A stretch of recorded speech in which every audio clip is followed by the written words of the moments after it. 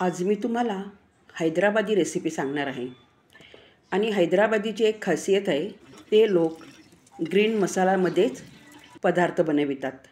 मटण असू द्या किंवा चिकन असू द्या, ते सुद्धा हिरव्या मसाल्यातच बनविले जाते. पालक गाजर इडली फ्राय हा त्यांचा खास पदार्थ आहे. आणि उत्तप्पा, तो पण पालक घालून केलेला. तर त्यासाठी काय काय साहित्य लागणार ते आपण पाहूया. आणि साहित्य मी डिस्क्रिप्शनमध्ये सुद्धा दिले आहे, तुम्ही बघू शकता. आता इथे आपल्याला 2 वाट्या तांदूळ घ्यायचे आहे आणि अर्धी वाटी उडदाची डाळ. आता याला स्वच्छ धुवून 4 तास तरी पाण्यामध्ये भिजवून ठेवायचे आहे. आता दुसऱ्या भांड्यामध्ये 1 चमचा पोहे घ्यायचे आहेत. पोहे थोडे जास्त झाले तरी चालतील. पोहे स्वच्छ धुवून पाणी निथळून घ्यायचे पूर्णपणे. आता मिक्सर जारमध्ये भिजवून ठेवलेले डाळ आणि तांदूळ घेऊन आणि त्याच्यात पोहे घालून वाटून घ्यायचे आहे. आता वाटलेले पीठ भांड्यामध्ये घालून घ्यायचे आणि मिक्सर जारमध्ये थोडे पाणी घालून हिसळून घ्यायचे चांगले. जास्त पाणी नाही घालायचे आपल्याला, फक्त हिसळून घ्यायचे आहे भांडे. हे पीठ वाटताना थोडे सरभरीत ठेवायचे आहे. जसे आपण खीर बनवताना तांदूळ वाटून घेतो, त्याचप्रमाणे आपल्याला किंचित दाणेदार हे बॅटर पाहिजे आहे. आता याला चमच्याने चांगले एकजीव करून घ्यायचे. आता याच्यावर झाकण ठेवून रात्रभर आंबवायला ठेवायचे आहे. 10-12 पालकची पाने घ्यायची. अर्धा तुकडा गाजरचा घ्यायचा किसून. पालक मिक्सर जारमध्ये थोडे पाणी घालून वाटून घ्यायचा, म्हणजे पेस्ट करून घ्यायची आहे आपल्याला. दुसऱ्या दिवशी पीठ चांगले आंबवून झाल्यावर 1 टीस्पून इनो घालायचा. तुम्हाला असे वाटेल, पीठ चांगले आंबवून झाल्यानंतर इनो घालायची काय गरज, तेच सांगते. इनो घातल्याने पीठ हलके होते आणि इडलीसुद्धा चांगली फुगून येते. आणि इनो घातल्याने इडली कितीही खाल्ली तरी पोट फुगत नाही. जे लोक 4 इडली खातात तर 8 इडली खाल्ल्याशिवाय राहणार नाही, इतका फरक पडतो इनो घातल्याने. तुम्ही पाहिजे तर एकदा इनो घालून ट्राय करून बघा. 101% सांगते, तुम्ही मला कमेंट्स केल्याशिवाय राहणार नाही. जसे आपल्याला इडलीसाठी बॅटर पाहिजे अगदी तसेच बॅटर झाले आहे. दुसरे साहित्य घालायच्या अगोदर पाण्याला उकळी आणायला ठेवूया. आता याच्यामध्ये घालायची आहे पालकची पेस्ट. म्हणजे चांगले पुसून घ्यायचे हाताने, पाणी न घालता. हे मी तुम्हाला दाखविले नाही पुसून घेताना, पण भांडे मी पुसून घातले आहे. आता याच्यामध्ये बारीक किसून घेतलेले गाजर घालायचे आणि सर्व साहित्य असे एकजीव करून घ्यायचे आहे. आता इडलीच्या ट्रेला तेल लावून 1-1 पळी बॅटर घालून घ्यायचे आहे. पाण्याला उकळी आली की नाही ते पाहूया. पाण्याला चांगली उकळी आली. आता याच्यामध्ये ट्रे ठेवून देऊया इडलीचा आणि 5 ते 6 मिनिटे चांगली वाफ येऊन द्यायची. झाकण ठेवून घ्यायचे. आता या चटणीची पण एक खासियत आहे. याच्यामध्ये चिंच आणि साखर घेतली आहे. कोथिंबीर, हिरव्या मिरच्या, लसूण आणि अर्ध वाटी ओल्या नारळाचे तुकडे. चटणी वाटून झाल्यावरती फोडणी पळीमध्ये तेल घालून राई, जिरे, कढीपत्त्याचा तडका करून घ्यायचा. चटणीच्या बाउलवरून तडका सोडून द्यायचा.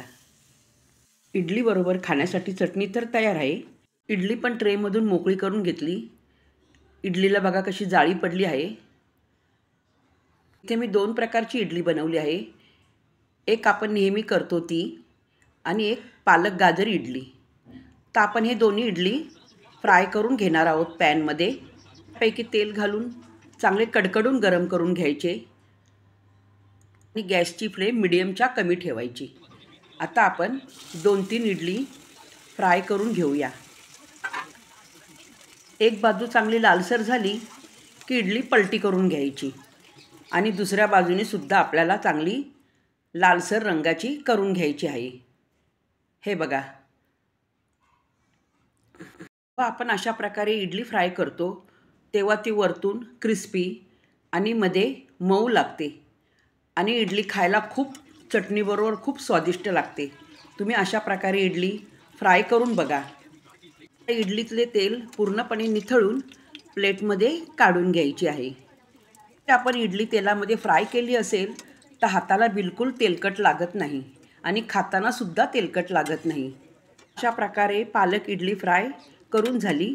आता दुसरी रेसिपी बघूया. आता हे शिल्लक राहिलेलं तेच इडलीचं पीठ आहे. याचा आपण आता उत्तप्पा करणार आहोत. तर याच्यामध्ये एक बारीक चिरलेला कांदा घालायचा, 5-6 हिरवी मिरची चिरून घालायची बारीक, मुठभर बारीक कोथिंबीर घालायची चिरून आणि 7-8 पालक बारीक चिरून घालायचे आणि आले लसणाची पेस्ट घालून सर्व मिश्रण एकजीव करून घ्यायचे आहे. आता याच्यामध्ये आपण इतर साहित्य घातल्यामुळे 1 चमचा मीठ घालणं गरजेचे आहे आणि पुन्हा एकदा 1 टीस्पून इनो घालायचा आहे आणि पळीने चांगले मिक्स करून घ्यायचे. आता हा उत्तप्पा आपण बनवणार आहोत लोखंडाच्या तव्यावरती. सर्वात आधी तवा चांगला गरम करून घ्यायचा गॅसवरती आणि एक कांदा कापून त्याच्यातला अर्धा भाग सुरीच्या टोकाला खुपसून कांदा तेलात बुडवून असं तव्यावरती गोल गोल फिरवून घ्यायचा, म्हणजे एक प्रकारचे कोटिंग तयार होईल. आणि कांदा फिरवत असताना गॅसची फ्लेम मोठीच ठेवायची आहे. आता याच्यावरती पाण्याचा शिपका मारून घ्यायचा. आता पळीभर बॅटर टाकून हलक्या हाताने थोडे गोल करून घ्यायचे. आता थोडेसे तेल घेऊन किनारीला असे फिरवून घ्यायचे आहे आणि मध्ये सुद्धा थोडेसे तेल सोडून घ्यायचे आहे. आता गॅसची फ्लेम मीडियम ठेवून त्याच्यावर 2 सेकंद झाकण ठेवून द्यायचे. आता झाकण काढून बघायचे आणि अलगद कलथा घालून चारी बाजू अशा सैल करून घ्यायच्या. बघा, कुठेही उत्तप्पा चिकटलेला नाही आहे. पुन्हा एकदा थोडेसे तेल वरती सोडून घ्यायचे आणि कलथ्याने पलटी करून घ्यायचा आहे. दोन्ही बाजूने उत्तप्पा असा खरपूस भाजून घ्यायचा. आपण प्लेटमध्ये काढून घेऊया आणि दुसरा उत्तप्पा आपण करण्यासाठी घेऊया. लोखंडाच्या तव्यावर जेव्हा आपण डोसे किंवा उत्तप्पा करायला घेतो त्यावेळेस डोसा करायच्या आधी किंवा उत्तप्पा करायच्या आधी प्रत्येक वेळेला कांदा तेलात बुडवून तव्यावर फिरवून घ्यायचा. डोसा किंवा उत्तप्पा खाली चिटकणार नाही. अशा प्रकारेच आपल्याला पुढचे डोसे करून घ्यायचे आहे. आणि दुसरी आयडिया सांगते. तुम्ही जर लोखंडी तवा रेग्युलर वापरत असाल, म्हणजे चपातीसाठी जर वापरत असाल, तर चपाती करून झाल्यावर डोसे करायला घ्या तरीसुद्धा डोसे चिकटत नाही. पण कांदा फिरवणे गरजेचे आहे. मला वाटेल मी चपातीनंतर डोसे करायला घेतले का? नाही, मी डायरेक्ट डोसे करायला घेतले आहेत तव्यावरती. माझ्याकडे नॉनस्टिकचा पॅन आहे, पण त्याच्यावर मी डोसे करू शकले असते. पण तुम्हाला लोखंडाच्या तव्यावर डोसा कसा उत्तप्पा कसा करायचा हे मला दाखवायचे होते, म्हणून मी लोखंडाच्या तव्याचा वापर केला. समोरून दाखवते. प्रत्येक उत्तप्प्याला जाळी पडली आहे. घातल्यामुळे उत्तप्पा किंवा इडली खाताना जराही हेवी नाही लागत. तर ही रेसिपी तुम्हाला कशी वाटली मला कमेंट्स करून सांगा. आवडल्यावर लाईक करा, कमेंट्स करा, सबस्क्राईब करा.